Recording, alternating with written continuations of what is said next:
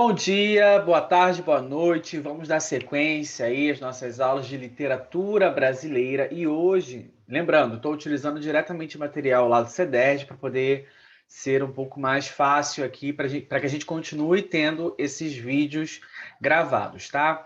Hoje nós vamos continuar aqui com o material dos professores André, da professora Ilma e do professor Marcos, falando sobre o legado crítico aí de Antônio Cândido. A gente já estudou sobre Antônio Cândido algumas aulas atrás, tá? Se você não recorda muito bem, volte aí alguns vídeos para que isso fique um pouco mais esclarecido, tá? Então, o que acontece? De novo, eu vou começar do fim, tá? Eu gosto de começar do fim porque eu acho que fica mais fácil. Bom, a extensa obra de Antônio Cândido na verdade, e dentro dela, né, a grande variação de temas sobre os quais versam os estudos já é um sólido motivo para situá-lo entre os mais importantes críticos da literatura brasileira. O Antônio Cândido tem um peso muito grande como crítico para a literatura brasileira, né, e entre outros tópicos. Porém, dois fatores são mais importantes para assegurar ali a ele esse destaque, né? Que seria a formulação de um método crítico original, então ele tem ali uma metodologia original, né? E que é algo mais visível em seus estudos historiográficos, onde ele lança a mão ali, né? Onde ele utiliza o conceito de literatura como um sistema, tá? E a maneira como ele reconhece o seu método, né? Como qualquer outro, apenas uma forma de interpretar a obra literária e não algo decisivo e hegemônico. Então ele não coloca a forma como ele faz a análise de uma obra literária como algo como é que poderia dizer? Não é concreto, mas ele não diz ali que é uma verdade absoluta. Tá? Então, assim, ele deu ao seu trabalho de crítico maior alcance, né? Não deixando se levar ali pela defesa da totalidade teórica que de repente fosse conveniente a ele, né?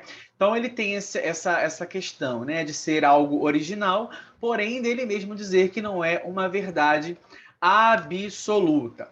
Bom, o Antônio, né, o Antônio Cândido, ele é citado em cursos como Literatura Brasileira e Teoria da Literatura, devido, né, ao fato dele ter empreendido uma revisão dos parâmetros da crítica literária nacional. Em termos práticos, significa que ele estudou de maneira profunda todos os períodos literários do Brasil e escreveu em primeira mão, né, formulando alguns juízos ainda válidos hoje em dia. Ele escreveu ali sobre livros de alguns dos maiores escritores do século XX, como Guimarães Rosa, Carlos Drummond de Andrade, Clarice, João Cabral de Melo Neto e Graciliano Ramos, né? E aí ele desenvolve um método de estudo absolutamente original, que foi o que a gente já falou um pouquinho, apoiado no conceito de literatura como um sistema. Tá? Vamos aqui, né? Esse aqui é o Antônio, né? Já mais velhinho, mas é ele. Tá? A gente vai falar então um pouco da carreira dele, que é paralela, né? Que seria. Ele não é formado em letras, ele é formado em ciências sociais, na verdade, então ele tem uma questão sociológica, ele é um sociólogo, tá? E ele foi professor assistente de sociologia da Universidade de São Paulo, a USP, e é nítida a presença do sociólogo, né, no trabalho do crítico literário, sem que haja ali uma sobreposição do primeiro para o segundo, ou seja, ele não deixa sobrepor, por exemplo, o sociólogo ser maior do que o crítico literário. Tá? Cabe então, ao menos, citar a sua bibliografia no campo sociológico. Tá? Então a gente vai ver aqui um pouquinho disso agora inicialmente.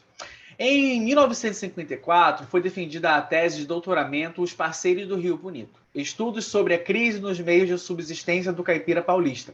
10 anos depois, essa tese vai se tornar um livro e é publicado com o mesmo título, só que vai ter um acréscimo, tá? Vai ficar assim, ó, Os Parceiros do Rio Bonito, estudos sobre o caipira paulista e a transformação dos seus meios de vida. Esse livro ele se torna uma referência para os estudos sobre o caipira brasileiro, dada a maneira como sugere a formação da cultura caipira. Cândido publicou também Teresina, etc., né, em 1980, que vai tratar ali de uma coleção, que é uma coleção de ensaios com que o autor refletia sobre questões políticas próprias da época do Estado Novo, né? A verdadeira repressão, integralismo, será que é igual ao fascismo? Então, integralismo igual ao fascismo, ao mesmo tempo em que homenageava Teresina, uma espécie de líder comunitária da cidade do interior, Teresina e seus amigos. Então, aqui são algumas questões que ele trabalha nesse livro, nessa coleção, né, nesses ensaios. Em 2002, ele tem ali a publicação do último livro inédito, né, dele, que se chama Um Funcionário da Monarquia, Ensaio sobre o Segundo Escalão. O trabalho consiste numa pesquisa a respeito de Francisco Nicolau Tolentino, um fluminense de origem pobre que consegue trabalhar em órgãos administrativos do Império. Trata-se de um estudo afinado com uma vertente historiográfica conhecida como microhistória, que abandona a ideia do discurso historiográfico como um retrato de grandes acontecimentos, voltando os seus olhos, né, olhando então ao que geralmente é entendido como pequeno e ordinário, para, por meio dessa perspectiva, que seria um pouco mais minimalista, fazer uma leitura detalhada dos eventos históricos. Antes de começar a publicar a sua bibliografia sociológica, ele atuou, já tinha atuado, já estava atuando como crítico literário, né? O início de sua carreira como crítico ocorreu na revista Clima e 2 anos depois se estendia ali ao jornal Folha da Manhã, né, que é o atual Folha de São Paulo. Então a gente vai ver aqui a abertura do texto, né, que ele faz ali como autor da crítica do jornal, lá de 7 de janeiro de 1947. Esse discurso, né, reproduzido no livro Textos de Intervenção, vai mostrar ali uma convenção da época. Quando eles iam fazer a estreia em alguma coisa, em algum jornal, em algum evento assim, os críticos tinham que mostrar ali qual era a sua linha ideológica no seu trabalho, tá? Então vamos ver aqui. Do crítico, espera-se geralmente muita coisa. Antes de mais nada, que defina o que é crítica para ele.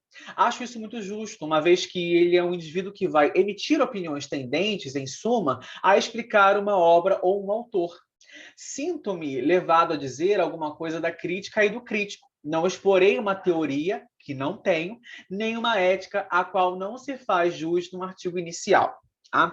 Quando publicou o texto citado aqui, que a gente acabou de ver, ele já era formado em ciências sociais, mas soube ali separar coisas que compõem o seu universo intelectual, ou seja, sua formação inicial, e não violentou a sua produção voltada para o jornal, a ser assimilada por um público não exclusivamente habitante das faculdades de letras, com a rigidez das metodologias típicas das teses acadêmicas. Então, aqui ele consegue fazer essa separação de que o público do jornal é um público intelectualmente com um nível bom, né, intelectual, vamos dizer assim, porém não são todos acadêmicos, nem todos eles têm uma linguagem acadêmica. Então, ele tentava ali fazer uma coisa mais de alcance, de largo alcance. Estou colocando nas minhas palavras, eu não sei se seria correto o que eu estou dizendo assim, do largo alcance, mas de uma forma que fosse acessível para aquele público ali, leitor. Tá? Em 1945, ele vai estrear em livro, né? No mesmo ano, saíram o volume de ensaios Brigada Ligeira e a tese O Método Crítico de Silvio Romero. Ali no primeiro, né, na Brigada Ligeira, ele vai falar de um ensaio de abertura que vai falar Estouro e Libertação, onde ele vai trabalhar com a obra de Oswald de Andrade. E olha como ele avalia. Né, a gente está ali em 45, né? Então já tinha ali uns 20 anos, mais de 20 anos do movimento modernista. Oswald de Andrade é um problema literário. Imagino pelas que passa nos contemporâneos, as rasteiras que passará nos críticos do futuro. Ou seja, o problema que o crítico agora, né, naquele momento ali em 45, está passando, ele imagina como vai ser lá na frente, né, para explicar tudo isso. Confesso que na literatura brasileira atual, poucas obras me terão preocupado tanto quanto a sua. E os resultados a que cheguei estão longe de satisfazer-me. Mesmo porque ainda não é o momento de julgar uma atividade que se anuncia cheia de expectativas promissoras de renovação, embora o autor já pertença, em boa parte, à história literária. Já tinha ali 20 anos, né, do início do movimento modernista, né, que ele foi um dos cabeças, né, desse movimento. Então ele fala ali que ainda é um momento de expectativas promissoras de renovação. Então ainda estava acontecendo algum movimento. Então ele se preocupava com isso. Esse aqui é o Oswald, né? Só para a gente saber quem é, mostrar mais ou menos. O método crítico de Silvio Romero é uma pesquisa a respeito da forma como o estudioso sergipano elaborou seu discurso crítico, além de investigar a fundo e com rigor teórico o contexto que se avizinhava a Romero quando de sua atenção. Antônio Cândido injeta no texto passagens sem a dureza esperável da objetividade científica, tá? E aí ele traz também umas palavras tocantes. Antes da gente ler esse trecho, é importante a gente lembrar que o Romero, né, ele foi ali o precursor da crítica textual como uma ciência, né, da literatura ali como da busca de entender isso como uma ciência. Mas assim, ele é muito julgado pela forma como ele inicia tudo isso, né, dessa mistura que ele faz de outras ciências e não trabalhando necessariamente com a obra literária, né?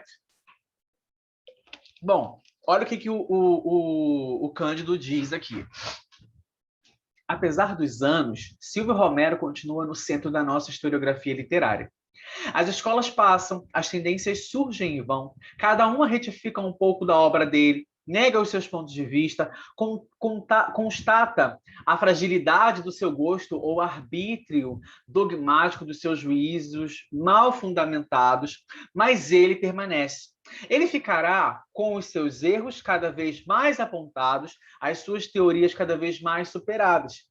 Há, portanto, nesse polígrafo apressado e truculento, nesse estudioso onívoro e não raro superficial, uma força estranha que o mantém vivo e presente. Força de vida, sem dúvida, que o aquece além da morte. Onívoro, gente, é aquele que se alimenta de tudo, porque ele utilizava outras ciências para embasar ali o que ele pensava. Mas diz aqui, ó, pode ser que ele pode ter errado e ser julgado para sempre, mas ele vai sempre ser citado. Ponto, é isso. Paralelamente ao lançamento dos seus livros, Antônio Cândido começa a redigir a formação da literatura brasileira, que só é publicada 14 anos depois. Antes disso, vem a público a Ficção e Confissão, um pequeno livro dedicado à análise da grande obra de Graciliano Ramos, aqui o Graciliano.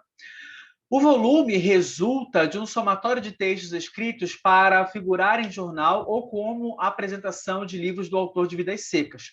Considerando o fato de a escrita de Graciliano ser francamente voltada para tematizar desajustes sociais, o método de Antônio Cândido tem ocasião para ser empregado de maneira conveniente, porque a obra estudada comporta itens em pleno acordo com a perspectiva sociológica da interpretação literária. Então, ele acaba se utilizando um pouco aqui dos seus conhecimentos da sociologia. Então, vamos ver aqui. Para ler Graciliano Ramos, talvez convenha ao leitor aparelhar-se do espírito de jornada, dispondo-se a uma experiência que se desdobra em etapas e, principiada na narração de costumes, termina pela confissão das mais vívidas emoções pessoais. Com isto, percorre o sertão, a mata, a fazenda, a vila, a cidade, a casa, a prisão, vendo fazendeiros e vaqueiros, empregados e funcionários, políticos e vagabundos, pelos quais passa o romancista, progredindo no sentido de interpretar o que observa a seu modo peculiar de julgar e de sentir. De tal forma que, embora pouco afeito ao pitoresco e ao descritivo, e, antes de mais nada, preocupado em ser, por intermédio de sua obra como artista e como homem, termina por nos conduzir discretamente a esferas bastante várias de humanidade, sem se afastar demasiado de certos temas e modos de escrever. Então, aqui é o jeito que ele faz são as palavras que ele utiliza para expressar o que ele pensa sobre o Graciliano Ramos e sobre a obra ali, né, Vidas Secas, tá? Na citação, os fatores considerados por ele evidenciam o sociologismo literário, ou chamado também de sociocrítica, Ocorre uma adequação feita por ele ao considerar o seguinte: cada veículo de circulação tem um público-alvo. O público do jornal é mais ou menos intelectualizado, mas não se compõe por um único setor intelectual. Então, por isso que ele tem que fazer algo um pouco mais abrangente. Já o texto para figurar em livro de crítica literária dirige-se a um público específico, feito pelos profissionais da área de letras. Raramente, um estudioso de outra área ou um profissional qualquer, não vinculado ao universo acadêmico, mas que gosta de ler, se interessa por um livro de crítica, ou seja, é um público mais segmentado mesmo. Por essa razão, o emprego do método crítico é fundamental, soando para muitos como coisa obrigatória. Então, aqui ele consegue diferenciar aquele momento ali que, não, se eu estou trabalhando com um público mais abrangente, eu vou escrever de uma forma um pouco mais abrangente, mais clara. Já para um público mais específico, eu vou trabalhar com um pouco mais de tecnicismo, ali, umas palavras mais técnicas, digamos assim. Tá? Aí, meu ponto de vista. Se você pensar diferente, você pode comentar aqui também, tá? Para a gente fazer essa troca. Em 1959, é publicada a Formação da Literatura Brasileira. A gente vai ler aqui uma parte do prefácio, né, com a qual o autor registra ali seu afeto pela literatura nacional, mas sem fazer usando de um fanismo, né, um orgulho demais. Assim. Eu peguei só essa parte aqui final, o material vai ficar disponibilizado, leiam na íntegra, tá? Mas eu peguei essa parte porque eu achei que foi algo que me chamou muita atenção. Que ele diz assim, né? Antes ele vem falando, né, das paixões ali, das outras culturas, e fala ali que isso não seria diferente com Portugal e Brasil, né? Porque ele fala que a gente sai de uma literatura que vem de Portugal e começa a criar a nossa própria literatura. Mas ele diz, ó, comparada às grandes, a nossa literatura é pobre e fraca. Tá? Isso no que ele considera no início da nossa literatura. Mas é ela, não outra, que nos exprime. Se não for amada, não revelará a sua mensagem. E se não a amarmos, ninguém o fará por nós. Se não lermos as obras que a compõem, ninguém as tomará do esquecimento, descaso ou incompreensão. Ninguém, além de nós, poderá dar vida a essas tentativas, muitas vezes débeis, outras vezes fortes, sempre tocantes em que os homens do passado, no fundo de uma terra inculta, olha só, no fundo de uma terra inculta, em meio a uma aclimação penosa da cultura europeia, procuravam estilizar para nós, seus descendentes, os sentimentos que experimentavam, as observações que faziam, dos quais se formaram os nossos. Então, é meio que uma perspectiva de que muitas das coisas que a gente tem inicialmente na nossa literatura não é basicamente nosso, a gente adquire por causa deles. Tá? É legal, leiam essa parte aqui na íntegra, porque vocês conseguem compreender um pouco melhor essa parte aqui. Ah, mas a gente que já está estudando ao longo, né, do nosso curso de literatura brasileira e também de teoria da literatura, a gente entende o contexto disso aqui. Tá? Formação da literatura brasileira é um divisor de águas na carreira de Antônio Cândido e na própria historiografia da literatura brasileira, o que se comprova por ser o livro ainda requisitado e discutido na universidade. A Formação inseriu o nome de seu autor na galeria dos maiores críticos da história da literatura brasileira. Os livros posteriores reforçaram tal posição. Normalmente, caracterizados como volumes em que se reúnem aulas ministradas ao longo dos 50 anos em que foi professor universitário, Cândido sempre fez questão ali de enfatizar que toda aula deve ser redigida, tá? Ele não é do tipo de professor que não abre um livro, não. Ele acha que tem que ter um livro, ele acha que tem que ser escrito, etc. Dependendo do que se fala, concordo. Outras horas não concordo tanto, mas aí é o ponto de vista dele. Dessa forma, os livros que se foram sucedendo reforçaram a capacidade analítica do autor, da mesma maneira que registraram a ampliação temática de seus estudos. O Observador Literário, de 1959, a Tese e Antítese, de 1964, e Literatura e Sociedade, de 1965, mostram um trabalho crítico sem as habituais delimitações dos estudos universitários, pois ele estuda com a mesma seriedade e competência autores de prosa e do verso. Ele não dá ali, ele não coloca ali uma preferência, tá? Cadê?